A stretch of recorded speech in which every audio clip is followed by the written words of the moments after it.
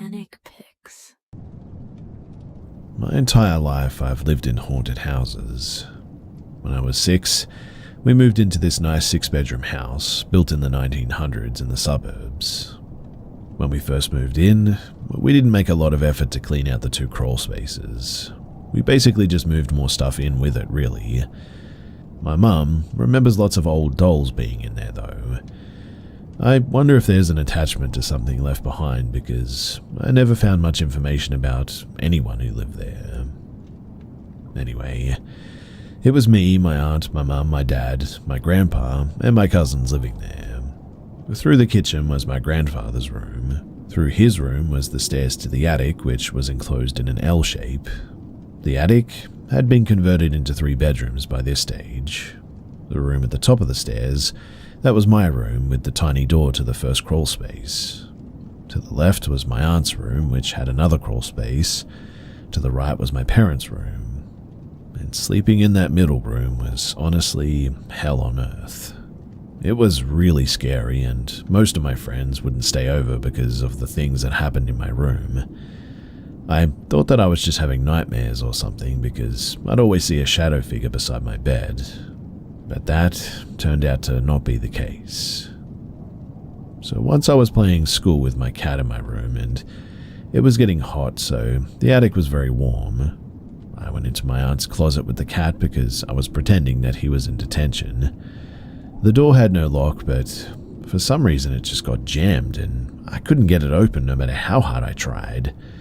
Me and my cat, we would have died in there for sure after a while because of the heat, but my grandpa came to the rescue and he let me out with no struggle.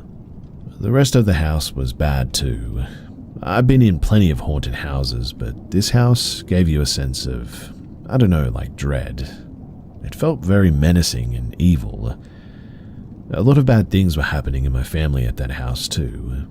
I always felt like the house fed off the negativity as well. My cousins would party and have 20 people in their room every night. My parents and my aunt fought about it a lot, and once I had to hide in my parents' room while my half-brother's mum tried to distract me because the party guests were threatening each other with guns outside. The basement, it was creepy too. My dad finished one side of it and turned it into a sort of home bar. My grandfather had antique statues of clowns down there, and we had a projector down there as well, and the PS2. I would sit down there sometimes and play games. Once the lights turned off on me, I would always run upstairs with this feeling of being chased. Eventually, my grandfather got sick and passed away when I was about 8. My dad needed my grandpa's safe code to take out important documents, and for some reason, all of the adults thought that it would be a good idea to basically do a seance in the attic to try to get the safe code, like ghosts can just spit out numbers like that. So my aunt, my mum and my dad and me took our voice recorder up there. My mum was a member of a local paranormal society at the time, so we asked all of our questions, hear nothing with our ears, and then we walked downstairs. We plugged the recorder into our computer and listened through the recording. We didn't hear anything besides ourselves until the part where we were going down the stairs. Then, through our terrible computer speaker, we all hear what sounded to my mum like a laugh and to me like wum wum in this deep demonic voice, almost like a pig or something. My mum then said, no more recording upstairs, okay? The only not terrifying experience I had there was feeling someone petting me really gently while laying on my grandfather's recliner. A year or 2 later, though, we got a dog. I was still sleeping with my mum, but at this point my dad was always at the bar and slept in the living room. Me and my mum were in her bed and my dog was chewing on a bone at one stage, when the cast iron 400-pound bed frame started shaking violently. My dog's bone flew onto the ground after the shaking started. We called the dog up to the headboard and she came up and laid between us. The bed was shaking for at least a good minute. My mum said that the bone must have caused it, but even then it just made no sense. Later she admitted that she just didn't want me to be scared, and We checked online the day after and saw that there were no earthquakes in the area, and nothing else shook anyways, so that didn't make any sense. Just the bed. One night the door was opened between my parents' room and my room, and my mum said that she saw a shadow figure go from the stairs to the crawlspace door. Years later, my parents split and me and my mum moved out and my aunt stayed. Her boyfriend, who was basically my uncle, passed away sadly. My aunt adopted his kids and they live there still, but my blood cousins and my dad have moved out. I eventually went back to visit them after he passed, and he had renovated a lot of the attic, and it felt very different. A lot less heavy, I guess. The entire time that I lived there, I'd race up and down those stairs to my room, because I always felt chased. And my aunt asked me if I ever told them anything to scare them, and I said no and asked what she meant. I'm a good cousin after all. And then she said that both of the kids, they race up and down the stairs like I used to. A few months later, and my dad was thinking about this Komodo dragon print that he bought from some local photographer or whatever. He remembered that he left it in the crawl space, and he texted my aunt asking if she could find it. And when my aunt got to the top of the stairs, it was neatly placed next to the crawl space door. Mind you, no one had read her text or know where to find it. Heck, she didn't even know where it was exactly. I think about that house still, and I have nightmares about it, and the entity that I am absolutely certain lived in it. I don't think anything as scary as what we went through has happened since at that house. And while I'm not a Christian by any means, if demons are real, then I am certain that that's what this is. It was in that house, for sure.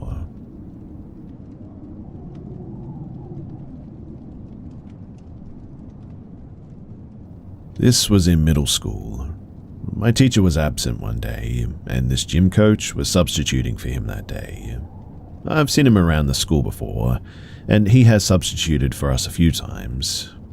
I was sitting at my desk talking to my friend behind me and pretending to do my work, and for some reason, he decided to walk around the room to check if we were doing the assignment. So I turned to my desk and started writing. He goes one by one to everyone's desk, but slows down once he reaches mine. He hovers over me, just staring down at my work. I got a bit nervous because I didn't want him calling me out or anything, but for some reason, I felt his breath on me heavily, which was really grossing me out.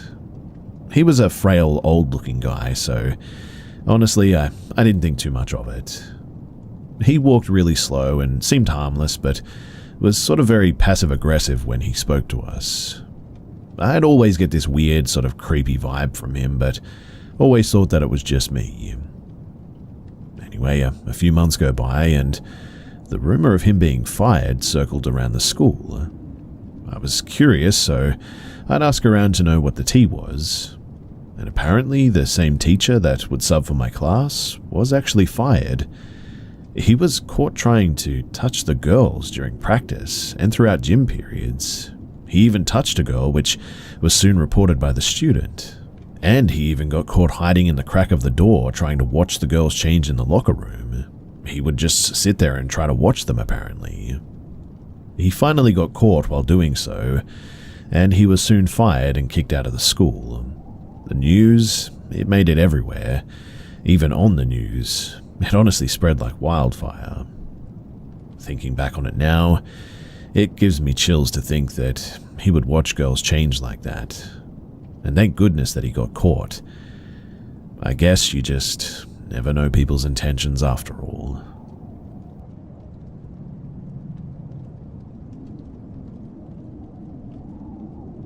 Unlike a lot of stories on here, I don't have any evidence, and most of the situations happen months, even years, apart. So, truthfully, I have no idea if they are really connected or not. I would love to know what you guys think might be going on though, because I'm starting to feel slightly, well, crazy, I guess. My first weird encounter happened when I was in elementary school. I can't remember what grade specifically, but I was definitely young.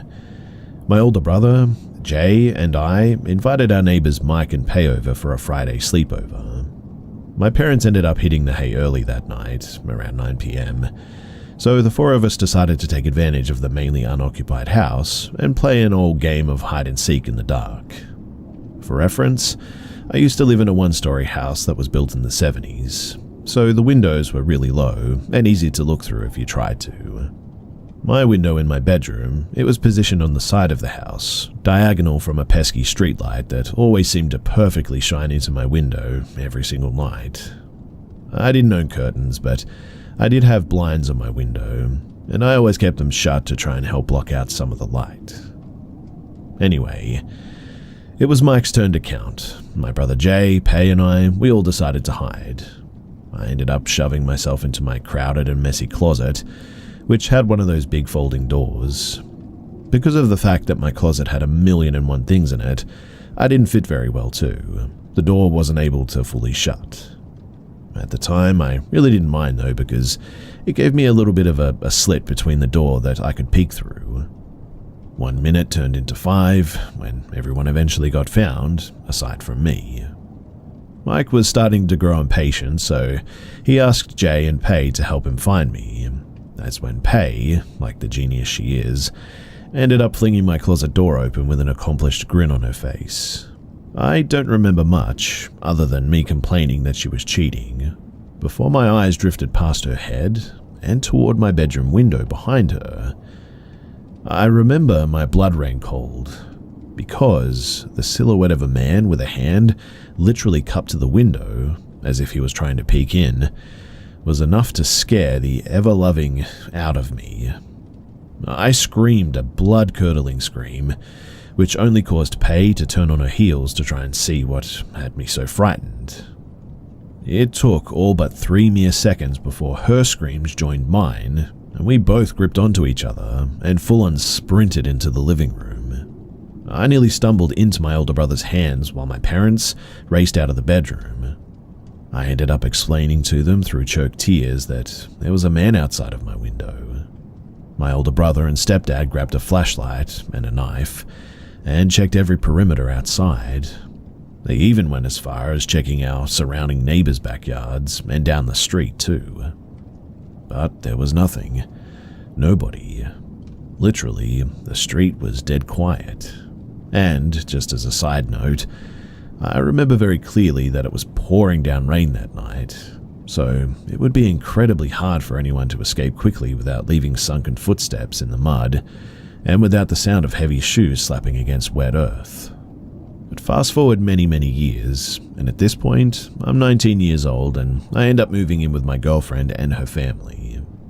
Just to add in too, I know it doesn't typically mean much, but the feeling of being watched, always having unknown company hovering behind me, has been a feeling that I've felt for over a decade now.